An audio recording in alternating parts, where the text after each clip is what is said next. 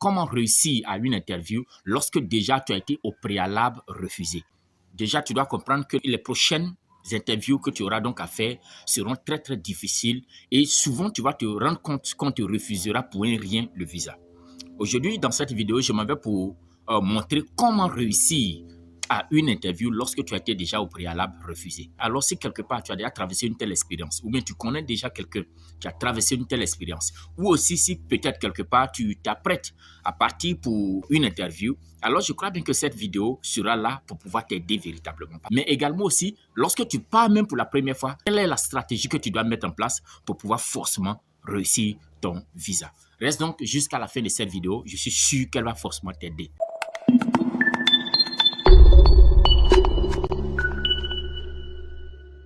Shalom, shalom, moi c'est le frère Joël Kwame.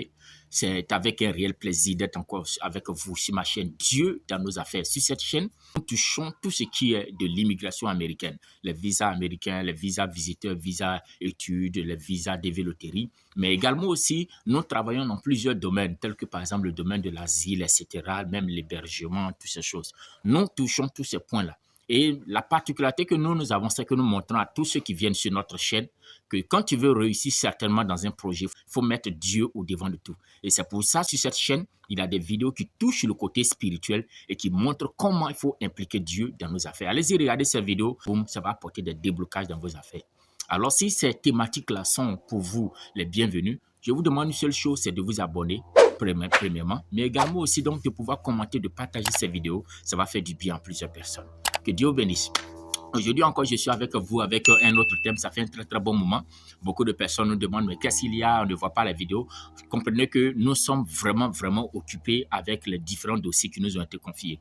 Il y a plusieurs personnes qui se préparent à partir à l'interview, plusieurs qui sont en train de se préparer, d'autres ont déjà reçu leur seconde lettre. Nous touchons même aussi les cas d'études, les cas de visa visiteurs. Il y a plusieurs qui arrivent également aussi que nous devons accueillir, que nous devons donc les aider à pouvoir s'intégrer, à trouver du travail. Donc, on a beaucoup de dossiers sous la main qui font que, quelque part, nous sommes beaucoup occupés. Et donc, si quelque part, vous étiez donc tenté de pouvoir rentrer en contact avec nous, nous confier votre dossier, n'oubliez surtout, allez sur notre chaîne www.dieudansnosaffaires.com ou bien aussi, vous partez sur Google, simplement, vous écrivez Dieu dans nos affaires, vous allez recevoir tous nos contacts. Que Dieu bénisse.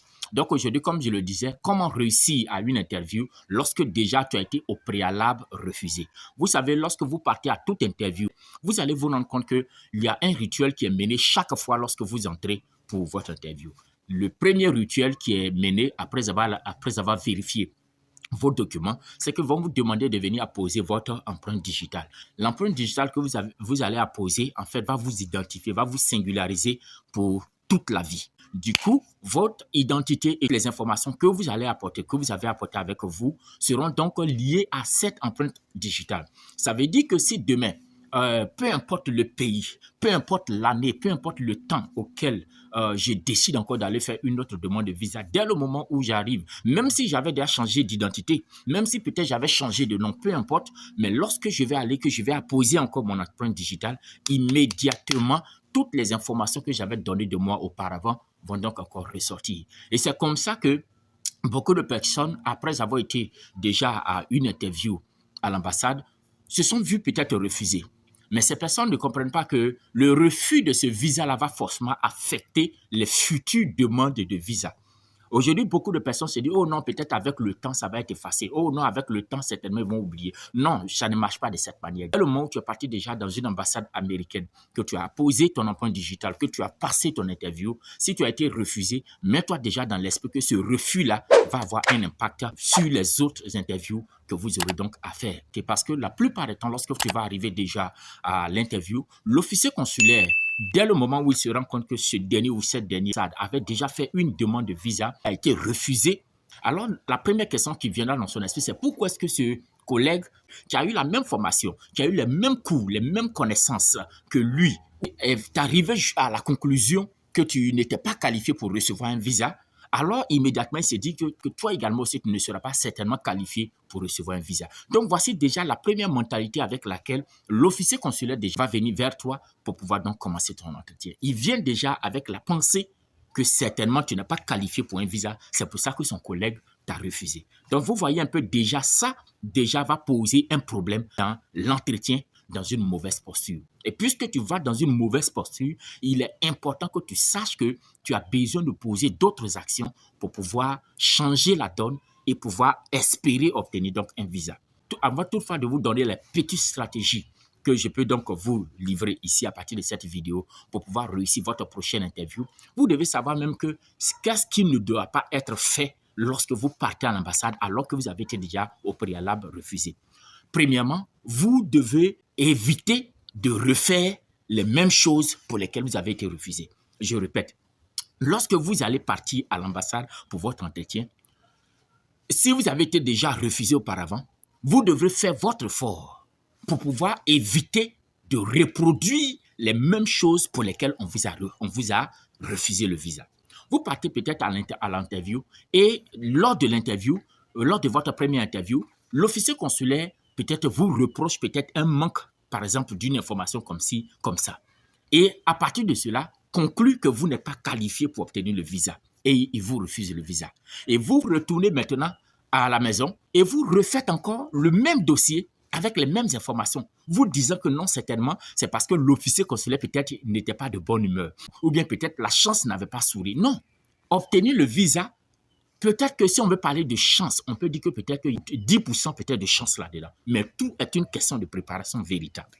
Tout est une question de préparation véritable. Et donc, vous devez déjà comprendre cela, que il ne s'agit pas de dire non, voici la chance n'a pas souri pour moi, donc c'est pour ça que je n'ai pas eu le visa. Oh non, l'officier consulaire n'était pas de bonne humeur, c'est pourquoi il ne m'a pas donné le visa. Ou bien peut-être que le quota de la journée des visas qui devaient être distribués a déjà été atteint. Donc c'est pour ça qu'on ne m'a pas donné le visa. Ça ne marche pas de cette manière. Lorsque vous allez partir à l'ambassade, vous devez déjà comprendre que les informations que vous avez données de vous, les éléments que vous avez mis dans votre dossier auparavant, qui vous ont amené effectivement à être disqualifié, à ne pas recevoir donc le visa, ne doit pas encore être les mêmes. En d'autres termes, vous ne pouvez pas refaire, copier-coller et espérer venir devant l'officier consulaire et obtenir donc le visa et partir. Ça ne marche pas de cette façon. Donc, la première chose que vous devez donc éviter de faire, c'est lorsque vous avez été refusé un visa, c'est d'éviter de reproduire les mêmes éléments, les mêmes choses qui vous ont amené à échouer. Vous devez donc éviter de reproduire les mêmes erreurs, les mêmes choses qui vous ont amené à la disqualification.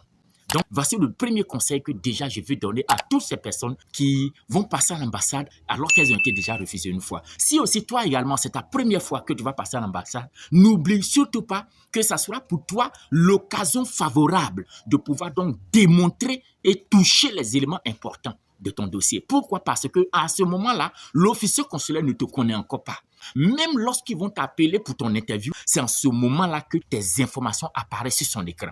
Donc, jusqu'à présent, l'officier consulaire ne te connaît pas. C'est pour ça que c'est un grand avantage lorsque c'est votre première fois de partir à l'interview ou demander le visa. Vous devez donc frapper au maximum, vous devez aller à fond et faire un dossier complet de sorte que le refus ne soit pas dans votre record de demande de visa.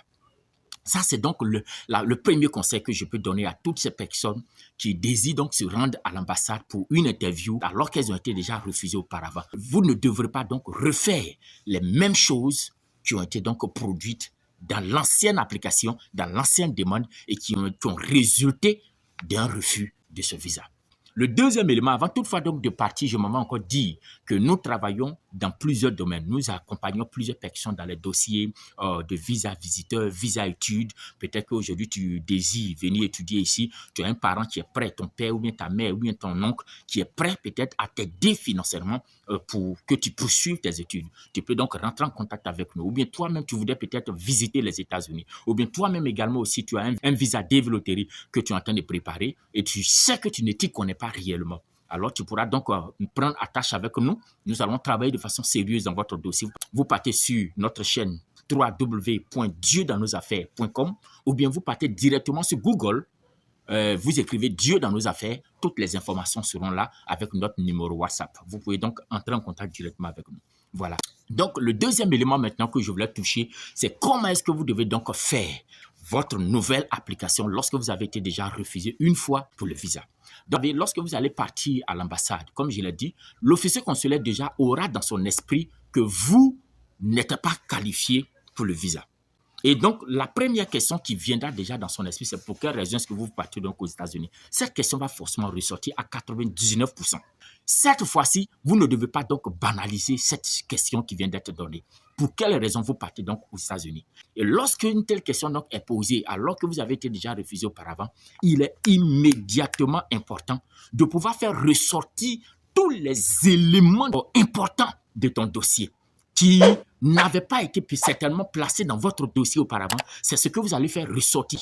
Pour quelle raison est-ce que tu demandes le visa? Il s'agit ici de mentionner les éléments de force qui font partie donc de cette nouvelle application. Qu'est-ce qui doit amener cet officier consulaire-là, à changer d'avis vis-à-vis, par exemple, de la première conclusion qui avait été prise par l'autre officier consulaire, par le premier officier consulaire. Donc, à partir de ce moment, l'officier consulaire va se rendre compte que, tiens, dans la première application, dans la première demande, cette personne avait peut-être manqué de donner des informations peut-être claires et nettes sur l'université ou bien claires et nettes sur son rendez-vous médical. Mais pour cette nouvelle application, dès le moment où la question lui a été posée, le candidat a fait ressortir tout ce qui manquait comme information importante dans la première. Et c'est à partir de là, lorsque vous faites ressortir toutes ces informations, c'est à ce moment-là que l'officier consulaire peut maintenant remettre en cause pour dire oui, si ce dernier avait été refusé, c'est parce qu'en ce moment-là,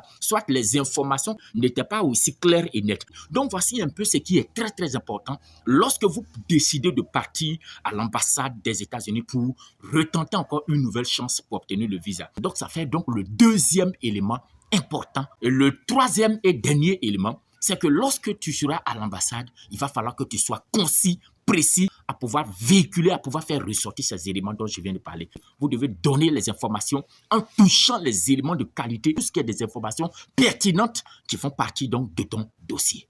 Voilà ce qui est très important. Et c'est à partir de ce moment-là que ça va amener donc l'officier consulaire à revoir sa copie, à revoir le jugement du premier officier, de remettre en cause et de se dire, bon tiens, c'est tellement que ces informations donc manquaient dans l'autre dossier. Donc, il faudrait apporter un changement véritable, un changement considérable dans ton dossier avant de retourner donc à ton entretien. Voilà donc les quelques conseils que j'ai voulu donner aujourd'hui à toutes ces personnes qui souhaitent encore relancer leur dossier. Voici les quelques stratégies que vous pouvez mettre. Si quelque part aussi vous avez besoin peut-être d'un accompagnement sérieux, vous pouvez donc rentrer en contact avec nous.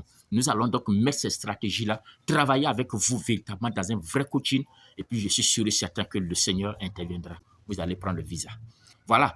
Donc, si tu étais donc nouveau ou nouvelle sur la chaîne, n'oublie surtout pas de t'abonner, de liker, mais aussi de partager cette vidéo-là à plusieurs qui n'ont pas eu l'occasion peut-être d'obtenir leur visa ou bien à toutes ces personnes qui se préparent pour une interview.